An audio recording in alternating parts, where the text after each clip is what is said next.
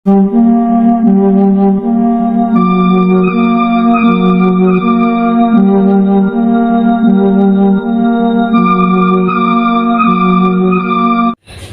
Mataram yang pernah ada di Indonesia dikenal ada dua, yaitu Kerajaan Mataram kuno dan Kerajaan Mataram Islam. Nah, meski begitu, kedua kerajaan ini berbeda dari periode berdiri dan sistem segi kepercayaan yang dianut.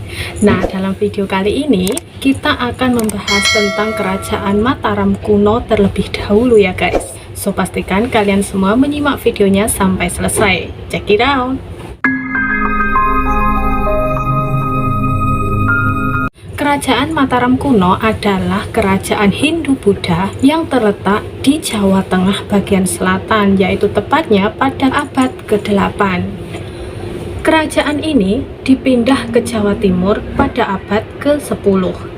Kerajaan Mataram kuno pernah dikuasai oleh 3 dinasti, yaitu antara lain dinasti Sanjaya, dinasti Sailendra, dan dinasti Isyana. Dinasti Sanjaya merupakan dinasti dengan mayoritas pemeluk agama Hindu aliran Siwa, sedangkan dinasti Sailendra mayoritas pemeluk agama Buddha. Dinasti Isyana merupakan aliran kepercayaan yang diciptakan oleh Empu Sindok.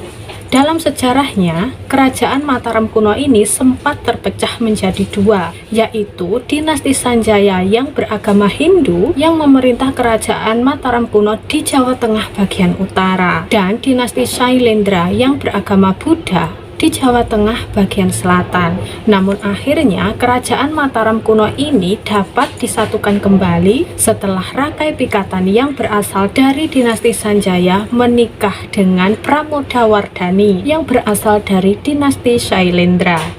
Karena perbedaan dinasti tersebut, pusat pemerintahan Mataram kuno sempat berpindah. Pada era Sanjaya dan Sailendra, pusat pemerintahan berada di Jawa Tengah. Sementara pada dinasti Isyana, pusat pemerintahan pindah ke Jawa Timur. Terdapat teori tentang perpindahan ibu kota dan pusat pemerintahan Mataram kuno.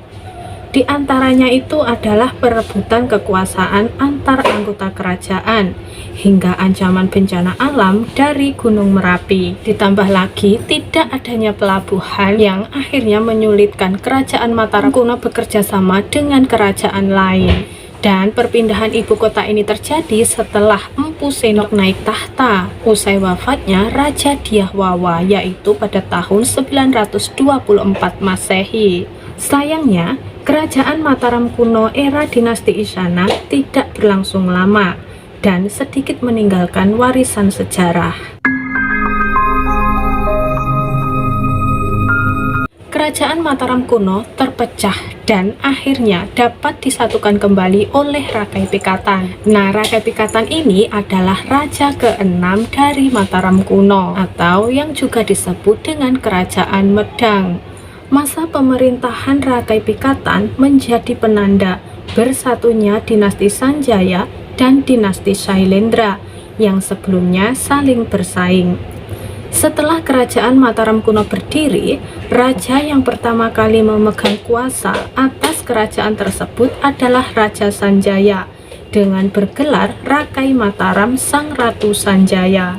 Raja Sanjaya dikenal sebagai pemimpin yang bijaksana, adil, dan taat beribadah.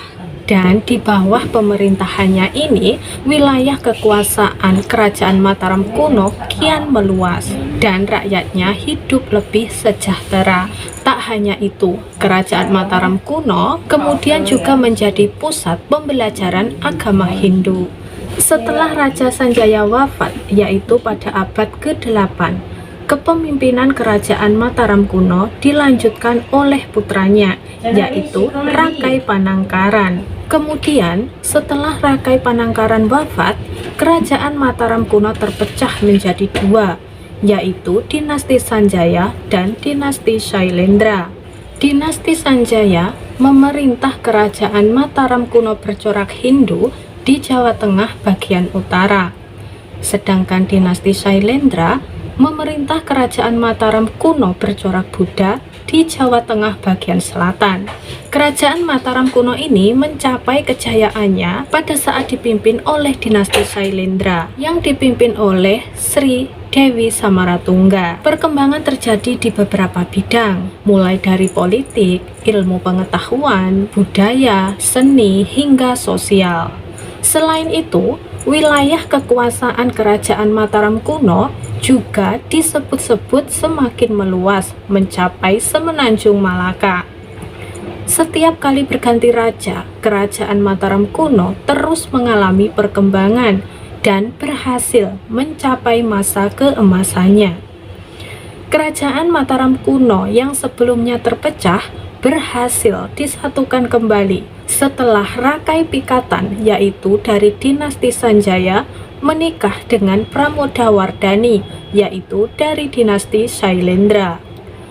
Pramodawardhani merupakan putri mahkota dari Samaratungga, yaitu Raja Kerajaan Mataram kuno yang berkuasa sejak tahun 792 sampai 835 Masehi. Nah, dengan demikian, setelah Raja Samaratungga wafat, Rakai Pikatan ini naik tahta dan kemudian memimpin Mataram kuno, yaitu sejak periode tahun 840 sampai dengan 856 Masehi. Tapi sayangnya, pernikahan antara Rakai Pikatan dan Pramodawardhani ternyata tidak disukai oleh Bala Putra Dewa. Dia ini adalah putra Samaratungga dari Dewi Tara.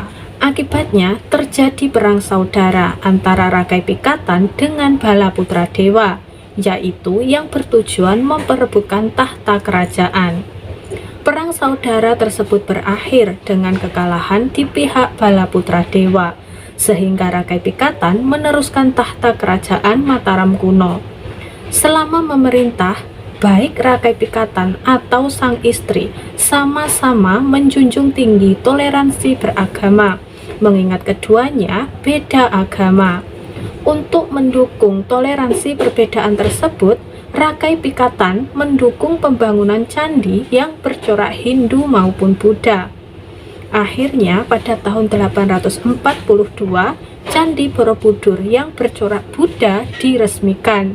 Sementara itu, karena Rakai Pikatan yang beragama Hindu akhirnya membangun Candi Prambanan.